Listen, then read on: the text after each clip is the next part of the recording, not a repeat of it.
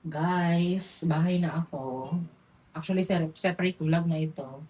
Na-stress ako, guys, kay kuyang driver ng FX. Inis na inis ako sa kanila. Grabe. Biruin nyo, tatlo lang yung capacity ng gitna. Pwede siguro kapag apat, kapag payat kayo. 'Di ba? Pero, ang lalaki kasi ng mga sumasakay. Oh my gosh. Kaya kayo, kung feeling nyo, malaki kayo, mag-grab na lang kayo. Totoo lang. Dahil hindi kayo matutuwa kapag nasa public transportation kayo. Kasi ang sikip talaga. Kaya ang ginawa ko, binayaran ko na yung isa para maluwag. Kasi kapag sasakay pa yung isang medyo plus size, my gosh guys, ipit na kami. Kaya sabi ko dun kay kuyang driver, bayaran ko na lang. Stress ako guys. Nakakainis. Tapos, bagong ilog ako, bagong ilog pa rin naman bumaba, pero malayo siya dito sa bagong ilog Kalipapa. Naglakad pa ako guys, 20 minutes pa yung nilakad ko. Biruin mo, dalawa na nga yung binayaran ko para magaan yung FX, di ba? Para convenience sa driver. Tapos, hindi pala siya dadaan dito sa bagong ilog. Eh, lahat ng Pasig dapat, di ba? Umiikot yan from bagong ilog kasi mandatory yan, di ba?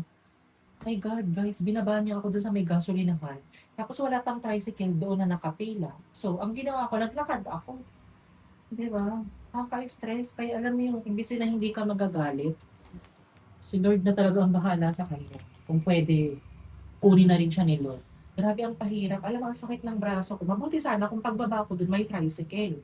Eh, doble na naman. 40 na naman yun. Eh, ang bayad na ngayon, dati, from Mega Mall going here, 30 pesos, ngayon 40 pesos. Na, so magkano binayaran ko? 80 pesos. Eh, gusto ko din makatipid. Hindi na ako nag-grab kasi kapag mag-grab ako from Mega Mall going here, 300 pesos. Diba? Ano kasi kuya, alam mo yung gusto mong maging mabuting tao. Sabi ko pa naman sa kanya, kuya, bagong ilog talipapa po ako. Tapos sabi ba naman niya, hindi po ako dadaan doon. Tapos sabi ko, tinanong ko pa sa konduktor, sabi ko bagong ilog talipapa, oo, 'di ba?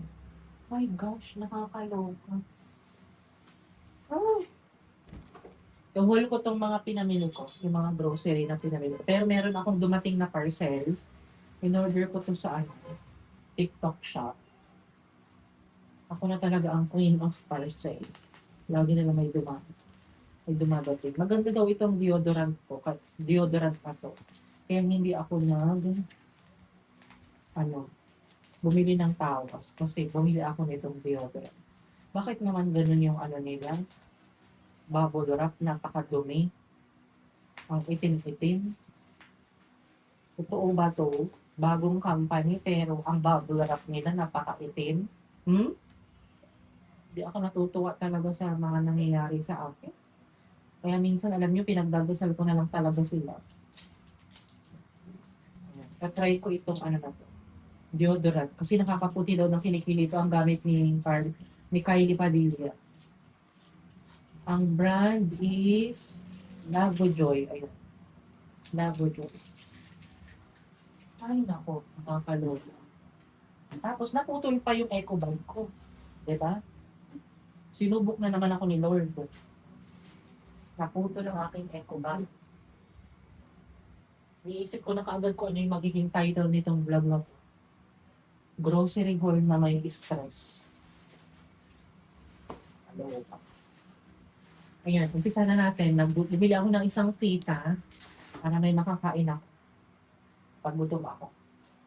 Tapos, bumili ako ng stock ko na decaf coffee, nice cafe, and birch tree na milk.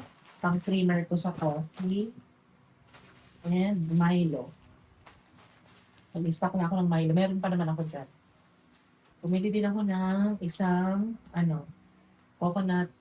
coconut oil. Tapos, bumili ako ng buong paminta and then laurel. Bumili din ako ng brown pepper. Pero hindi siya ganun ka-brown. Ano ba tawag dito? Black pepper crumb. Kasi para mas maganda siya. Bumili ako ng kamatis. 27 lang tong kamatis. So, magluluto ako. Okay, niluluto ko ang palaya. Ang palaya na lang na may itlog. Bumili ako ng bawang. Tingnan nyo, 56 pesos lang to.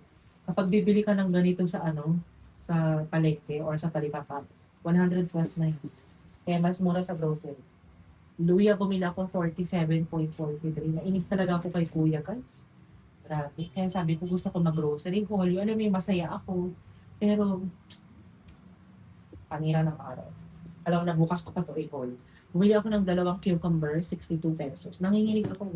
Paano ang bigat dito? Binukat ko. Walang tricycle. Bumili din ako ng dalawang ampalaya.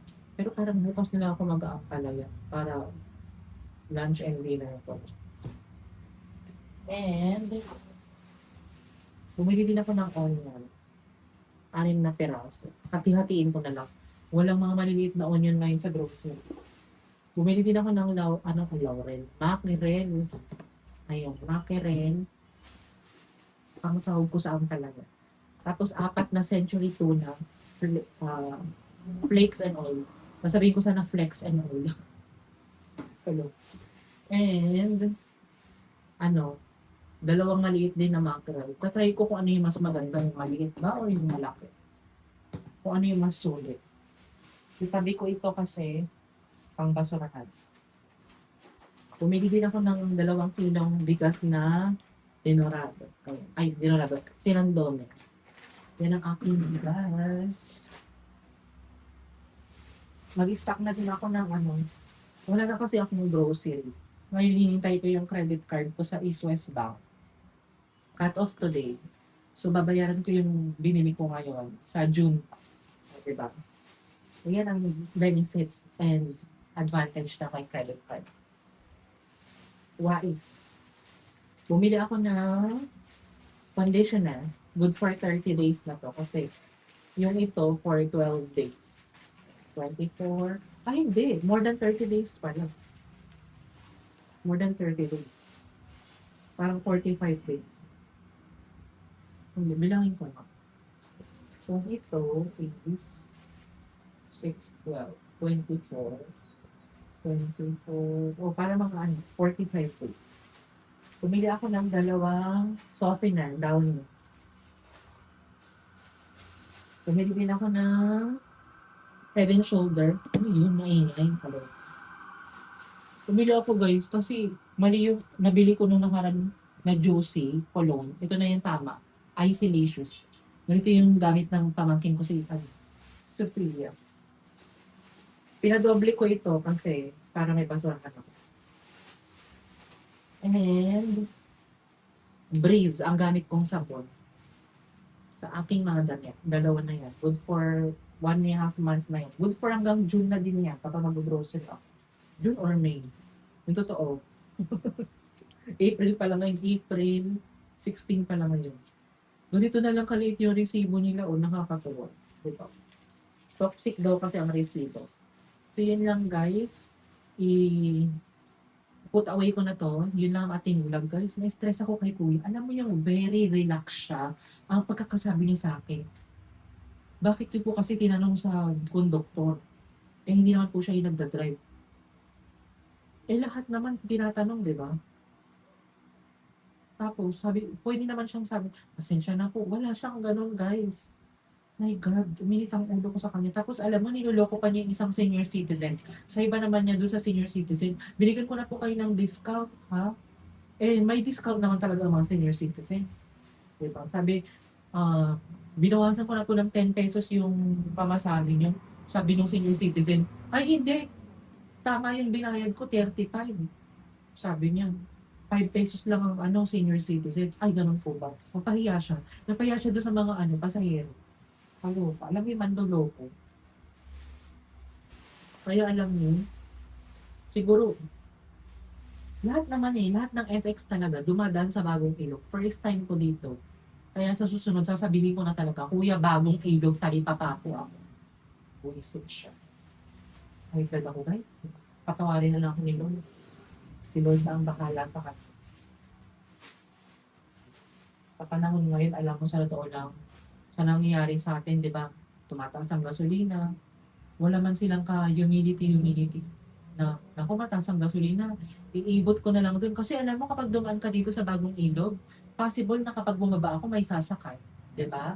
Samantalang bayad na ako, bayad na ₱80 ang binayaran ko. Biruin mo sa isang ride kasi nila na 'to, 400 kaagad kasi 10 yung capacity ng FX, eh. O 'di ba 400, 'di ba? Karma karma ang nangyayari talaga kapag ganito ang ginagawa nila. Biruin mo from ₱40 ang pamasahe dati, ngayon ₱30. Ngayon from ₱30 before, ngayon ₱40 na. Samantalang binigyan sila ng passing ng budget, parang mga nasa 5,000, 'di ba? Parang gigigil ako. Alam kung pwede lang talaga manakal ng driver, sinakal ko siya. Mahahaba pa naman yung buhok. So yun guys, thank you guys for watching. Huwag kayong magalit sa akin, ganito talaga ako. I'm very honest. Please like, share, and subscribe to my YouTube channel. Bye! Take care!